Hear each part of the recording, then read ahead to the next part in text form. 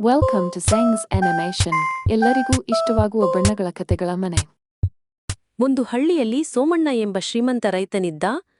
ದೊಡ್ಡ ಮನೆ, ಅನೇಕ ಎಕರೆ ಹೊಲ, ಎಲ್ಲವೂ ಅವನಿಗಿತ್ತು.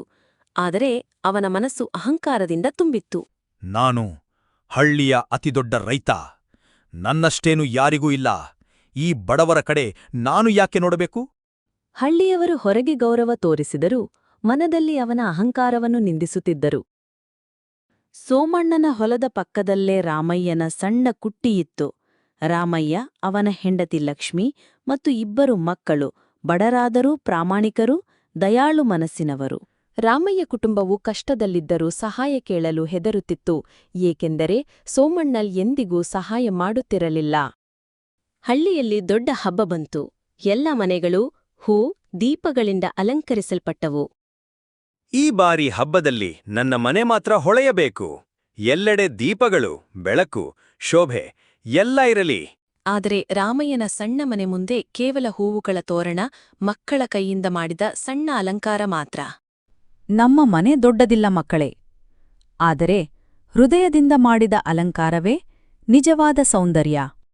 ಅಮ್ಮನ ಮಾತು ಕೇಳಿ ಮಕ್ಕಳ ಮುಖದಲ್ಲಿ ಸಂತೋಷ ಅರಳಿತು.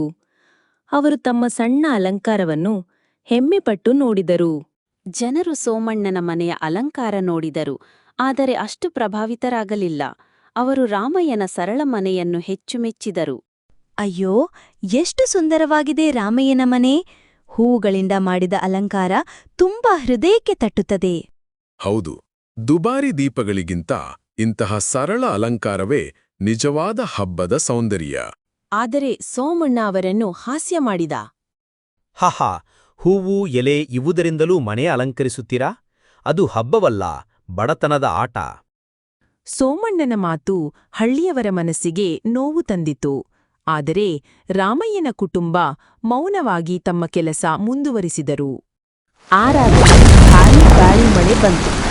ಸೋಮಣ್ಣನ ದುಬಾರಿ ಅಲಂಕಾರ ಎಲ್ಲವೂ ನೆನಪಿಲ್ಲ. ಆದರೆ ರಾಮಯ್ಯನ ಸಣ್ಣ ಮನೆ ಸುರಕ್ಷಿತವಾಗಿತ್ತು. ದೇವರ ಕೃಪೆಯಿಂದ ನಾವೆಲ್ಲರೂ ಸುರಕ್ಷಿತ. ನಮ್ಮ ಮನೆ ಚಿಕ್ಕದಾದರೂ ದೇವರು ಕಾಪಾಡಿದ್ದಾನೆ.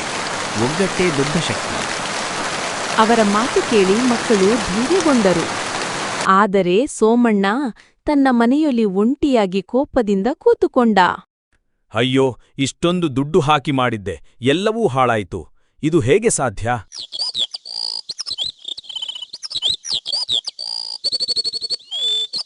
ಮರುದಿನ ಹಳ್ಳಿಯ ಹಿರಿಯರು ಸಭೆ ಕೂಗಿದರು. ಎಲ್ಲರೂ ಹಳ್ಳಿಯ ನಷ್ಟಕ್ಕೆ ಸಹಾಯ ಕೊಟ್ಟರು. ನನಗೆ ಈಗಾಗಲೇ ನಷ್ಟವಾಗಿದೆ. ನನ್ನ ಅಲಂಕಾರ ಎಲ್ಲಾ ಹಾಳಾಗಿದೆ. ಇನ್ನೂ ಕೊಡಬೇಕೆ? ನಾನು ಏಕೆ ಸಹಾಯ ಮಾಡಬೇಕು? ನಮ್ಮಿಂದ ಸಾಧ್ಯವಾದಷ್ಟು ಕೊಡೋಮ. ಕಡಿಮೆ ಇದ್ರೂ ಹಂಚಿದಾಗ ಅದು ದೊಡ್ಡದಾಗ್ತದೆ. ನಾವು ದುಬಾರಿ ಅಲಂಕಾರ ನೋಡಕ್ಕೆ ಹೋಗಿದ್ದೆವು, ಆದರೆ ನಿಜವಾದ ಬೆಳಕು ಇವರು ತೋರಿಸಿದ್ದಾರೆ.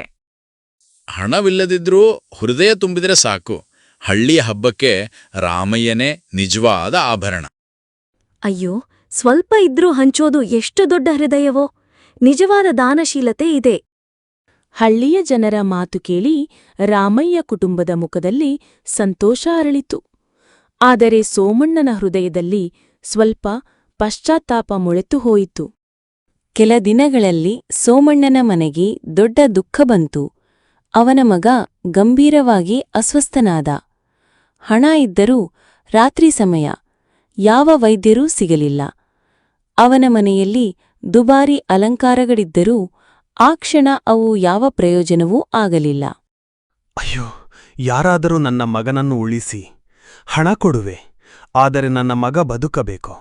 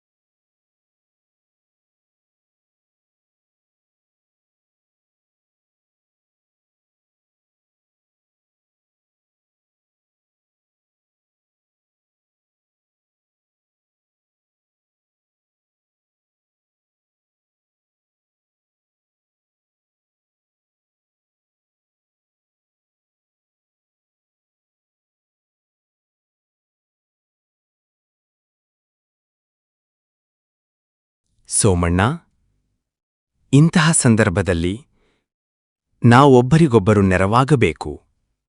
ಹಳ್ಳಿಯೆಂದರೆ ಒಂದೇ ಕುಟುಂಬ. ಆ ದಿನದಿಂದ ಸೋಮಣ್ಣ ಬದಲಾಗಿದ್ದ. ಅವನು ಎಲ್ಲರ ಮುಂದೆ ತಲೆ ತಗ್ಗಿಸಿ ಕ್ಷಮೆ ಕೇಳಿದ.